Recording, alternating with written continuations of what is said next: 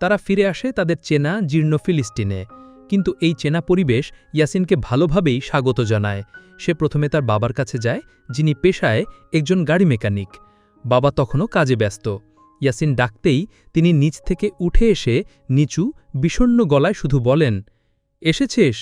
যা, ফ্রেশ হয়ে নে, আমি কাজ ছেড়ে আসছি। বাবার এই শীতল আচরণের কারণ ইয়াসিন বুঝতে পারে না।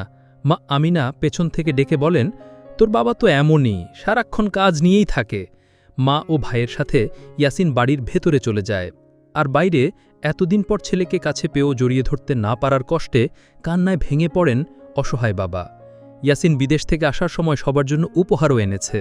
বড় ভাইয়ের জন্য তার প্রিয় দলের জার্সি, ছোট বোনের জন্য পুতুল আর মায়ের জন্য শাড়ি।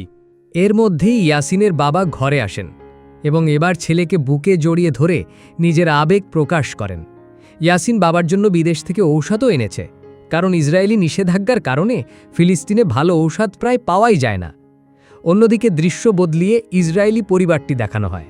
জোসেফের কাছে সেনাবাহিনীর দপ্তর থেকে একটি চিঠি এসেছে। রক্তের নমুনা বাবা মায়ের সাথে না মেলায় তাকে সেনাবাহিনীতে নেওয়া হচ্ছে না।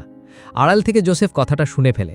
সে বাবাকে জিজ্ঞেস করে, আমার সব বন্ধুরা যাচ্ছে, আমি কেন যেতে পারবো না? বাবা কোনো উত্তর না দিয়ে চিঠিটা জোসেফের হাতে ধরিয়ে দিয়ে চলে যান। জোসেফ রেগে গিয়ে বলে, এই চিঠির কোনো মানে আমি বুঝছি না।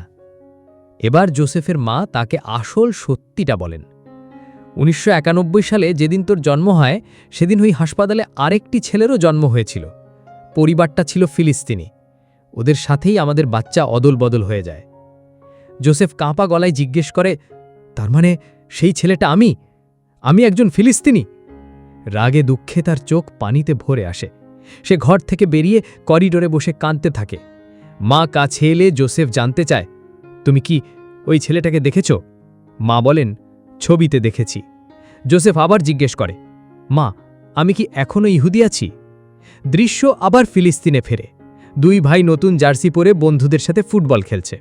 অন্যদিকে জোসেফ তার ধর্মগুরুর কাছে গেছে এটা জানতে যে সে এখনও ইহুদি আছে কিনা। ধর্মগুরু সব শুনে বলেন, তুমি এখনও ইহুদি, তবে আগের মতো নও।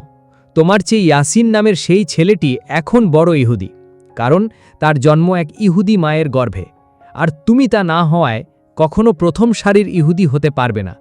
এই কথা শুনে জোসেফ রেগে গিয়ে সেখান থেকে চলে যায়।